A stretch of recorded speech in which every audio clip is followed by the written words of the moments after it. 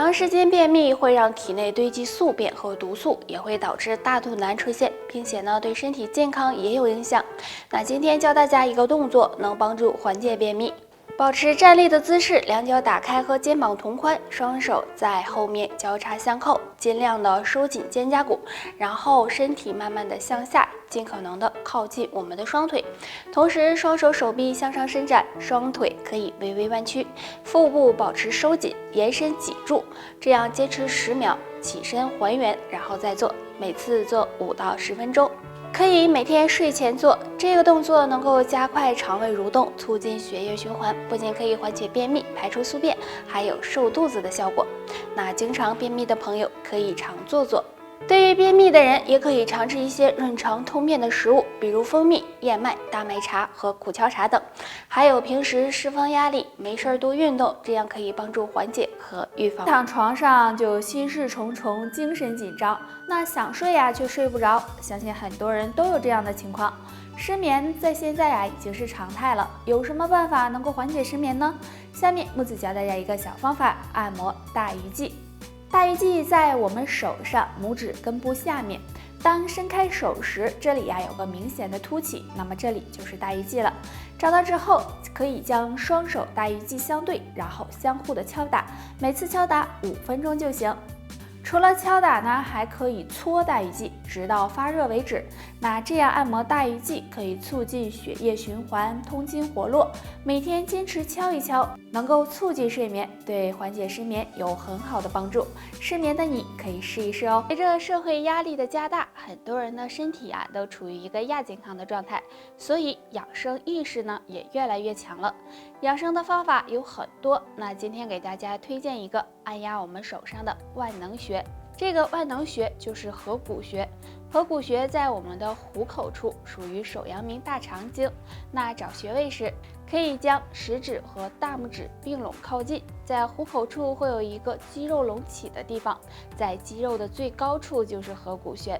按摩合谷时，可以用拇指指腹按揉，力度稍微重一些，感觉有酸麻胀痛为宜，每次按揉50次左右，左右2个穴位都要按到。经常按摩合谷穴有改善血液循环的作用，对调节血压有帮助。除此之外，合谷穴还有祛风解表、通络止痛、排毒的功效，对缓解头痛、腹痛以及便秘都有很好的作用。所以说，按摩合谷穴真的是好处多多，大家没事的时候就可以按一按，这样既不耽误时间，也能够起到养生的效果，帮你赶走小病小痛。寿命短的男人一般有3个陋习，想长寿尽早都改掉。第一个，烟酒成瘾。对于男性来说，抽烟喝酒是常事，大家都知道烟酒对身体的伤害。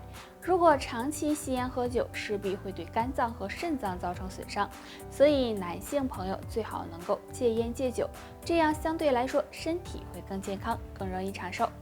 第二个，经常熬夜。很多男性朋友都喜欢熬夜，甚至有些人已经成为了一种习惯。那经常熬夜，睡眠不足，这样会使男性内分泌紊乱，抵抗力下降，给身体造成伤害。所以经常熬夜是不利于长寿的，建议大家改掉这个坏习惯。第3个，不倾诉宣泄。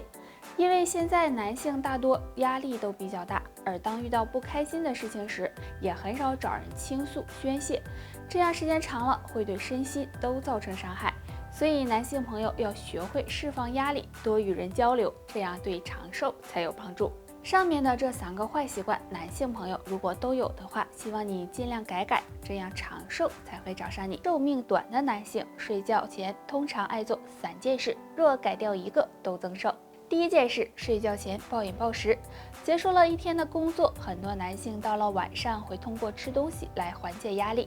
若是睡觉前养成暴饮暴食的习惯，很容易使身体肥胖，诱发各种疾病，对健康不利，这样也很难长寿。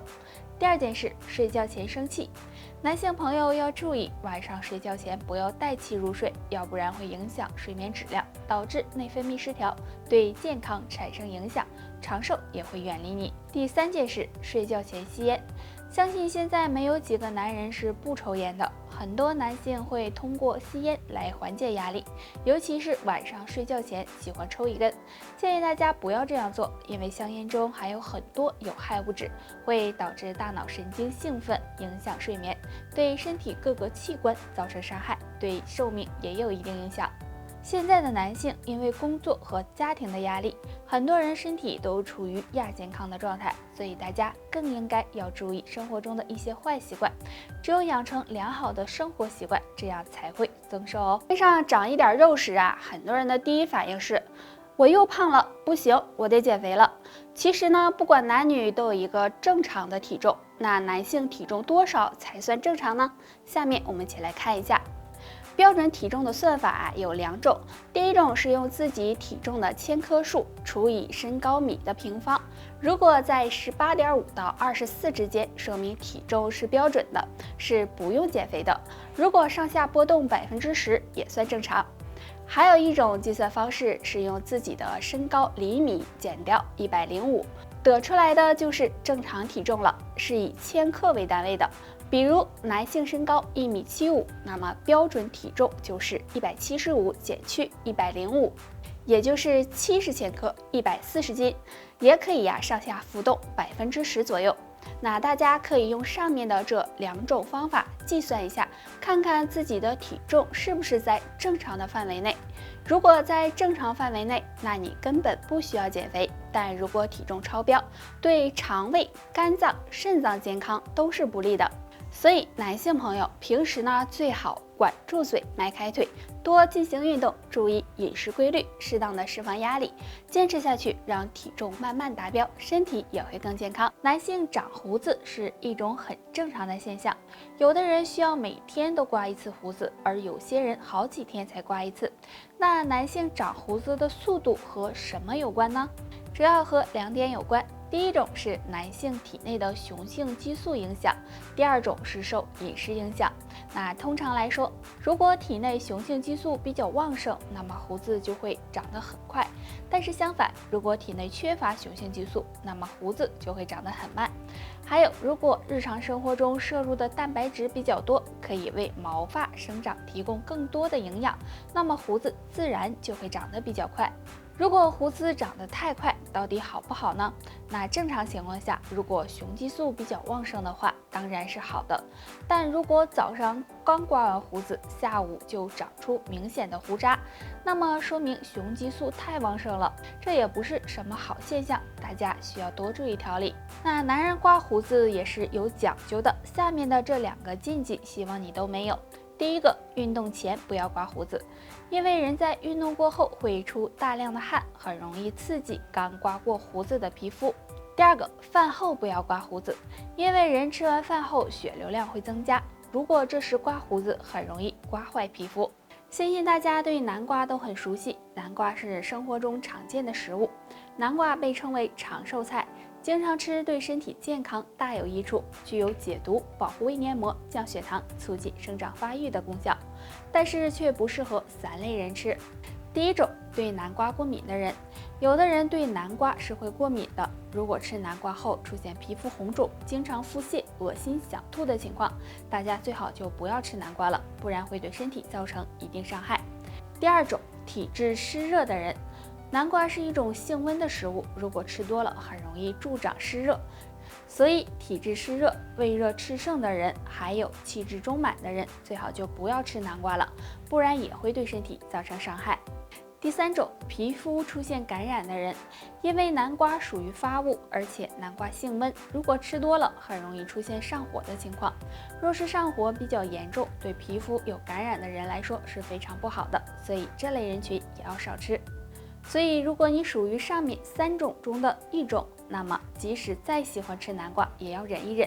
为了自己的健康，大家就不要贪一时的嘴了。男性喜欢提肛，原来有3个好处，若你也做，身体不会太差。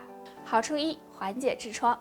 有痔疮和经常便秘的男性可以常做提肛运动，因为痔疮是因为肛门血液回流不畅引起的，那提肛动作可以帮助局部静脉回流通畅，对缓解痔疮有很好的效果。